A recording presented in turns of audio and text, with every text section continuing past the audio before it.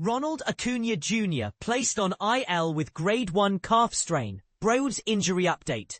In a heartbreaking turn of events, Ronald Acuña Jr., the dynamic star of the Atlanta Braves, found himself hobbling through the clubhouse with a walking boot after a tough 9-6 loss to the Kansas City Royals at Kauffman Stadium. The emotional strain was palpable as Acuña, fighting back tears, announced his placement on the injured list. But here's where it gets controversial. Some fans and analysts are questioning whether Acuña's decision to play through pain may have exacerbated his injury. "I think the Achilles definitely got worse today," Acuña said through an interpreter, his voice heavy with disappointment. "I told them yesterday and everybody said take today off. But I've just missed so much time with injuries and I didn't want to miss any more time." On Wednesday, an MRI confirmed that Acuña is dealing with a grade 1 calf strain, a diagnosis that initially seemed to point to an Achilles injury. While the Braves haven't set a specific timeline for his return, it's likely that Acuña will be sidelined for at least 2 to 3 weeks. Manager Brian Snitker expressed hope that the speedy outfielder would recover quickly, noting the importance of calf muscles for players who rely heavily on their legs. "Those calf muscles are funny too," Snitker remarked. "That's a big muscle for speed guys. Hopefully they get him treated up and we get him back sooner than later." Despite the setback, there is a silver lining. Acuña's Achilles tendon is not torn.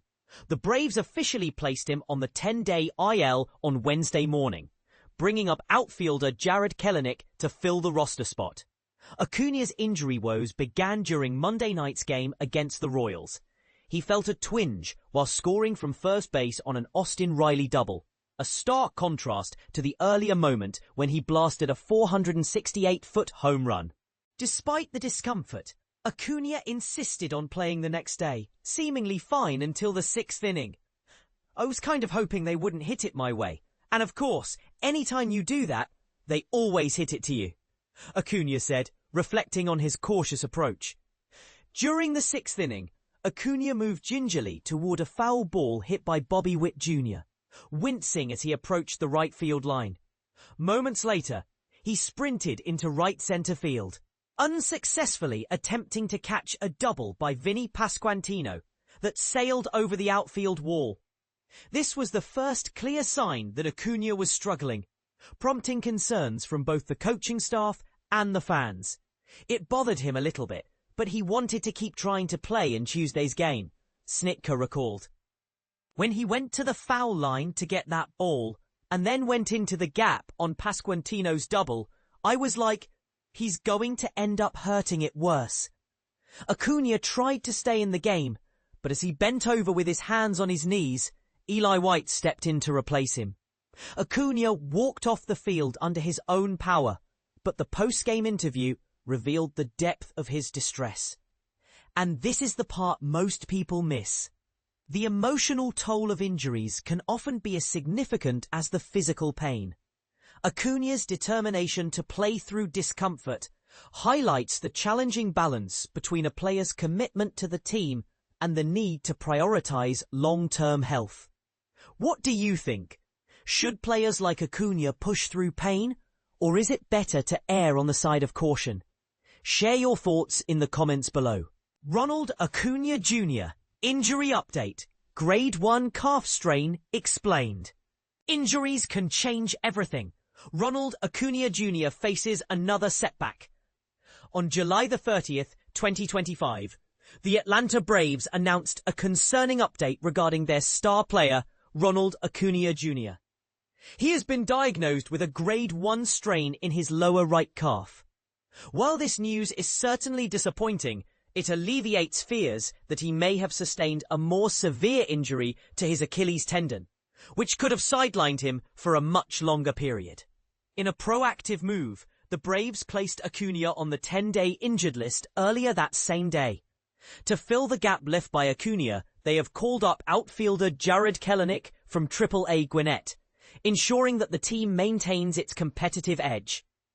Acuña first felt discomfort in his calf during a game on Monday night, where he made an impressive play by scoring from first base on a double hit by teammate Austin Riley. This play contributed to the Braves' thrilling 10-7 victory over the Kansas City Royals. Despite his discomfort, Acuña was eager to play the following night. Braves manager Brian Snitker agreed to let him play, but unfortunately Acuña limped off the field while attempting to chase a ball in right field during a subsequent 9-6 loss. "It happened when I scored from first to home on that play," Acuña shared after the game, using an interpreter to communicate his thoughts. "They are going to examine me Wednesday, so we'll see how it goes." Acuña, who was named the National League MVP in 2023, has had a tumultuous relationship with injuries throughout his career. His rookie season in 2018 was marred by a sprained ligament in his left knee. The following year, he suffered a devastating ACL tear in his right knee, which prematurely ended his 2021 season. Last year, he faced another setback when he awkwardly pivoted while leading off the bases, resulting in a torn ACL in his left knee, which cut his season short after just 49 games. Remarkably, in his 8 seasons in the league, Acuña has only played more than 119 games on 2 occasions. After missing the beginning of this season, Acuña made a triumphant return on May 23rd, quickly regaining his all-star form. In just 55 games, he has posted an impressive batting average of .306, with 14 home runs and 26 RBIs, including a standout performance where he went 2 for 4 with a home run against the Royals on Monday night. What do you think about Acuña's injury history? Is it a sign of a larger issue or just bad luck? Share your thoughts in the comments below. Information from the Associated Press contributed to this report. Brian Snitker's managerial mistakes. How he risked Ronald Acuña Jr. Braves' future. Imagine the shock of seeing a season implode right before your eyes. That's the reality for the Atlanta Braves in 2025. It's hard to ignore the pivotal role their manager, Brian Snitker, has played in turning this season into a nightmare. On a fateful Tuesday night, the situation escalated to a point where it threatened to derail more than just the current season. Ronald Acuña Jr., the Braves' shining star, was abruptly pulled from the game against Kansas City in the 6th inning due to what was described as Achilles tightness. Typically, with such an injury, the medical team can quickly assess for a tear and then confirm with an MRI. Thankfully, the Braves dodged a bullet, avoiding a catastrophic outcome for Acuña, who had just returned from his 2nd ACL tear. But here's where it gets controversial. Acuña's post-game remarks exposed a deeply concerning pattern with Snitker's management style. It seems Snitker either fails to notice injuries or allows players to play through pain when they shouldn't. Acuña revealed to the press that he had felt calf and Achilles pain since Monday night. Yet, he persuaded Snitker to let him play on Tuesday, citing his extensive time off due to ACL recovery and back pain around the All-Star break.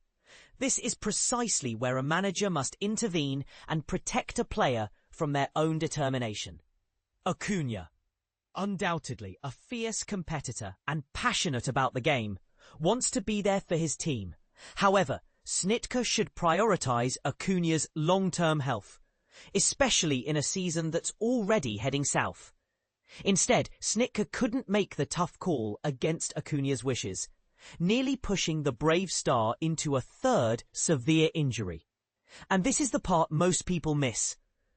This isn't an isolated incident of managerial negligence on Snitker's part this season.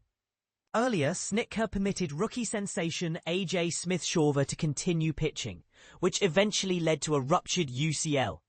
It was only after Spencer Strider alerted the coaches that Smith-Shawver was removed from the game. The result? Smith-Shawver required Tommy John surgery and might miss most or all of 2026. Additionally, Snitker allowed Chris Sale to face 2 more batters after fracturing his rib while making a play in the 9th inning against the Mets. Sale had already thrown 107 pitches and was aiming for a complete game. This was yet another instance of Snitka prioritizing players' competitive spirit over their well-being. The real danger lies in having a manager who appears to be disengaged. It's a risk that could haunt a team far beyond a single season. So what do you think? Is Snitka's management style a ticking time bomb for the Braves, or is there more to it?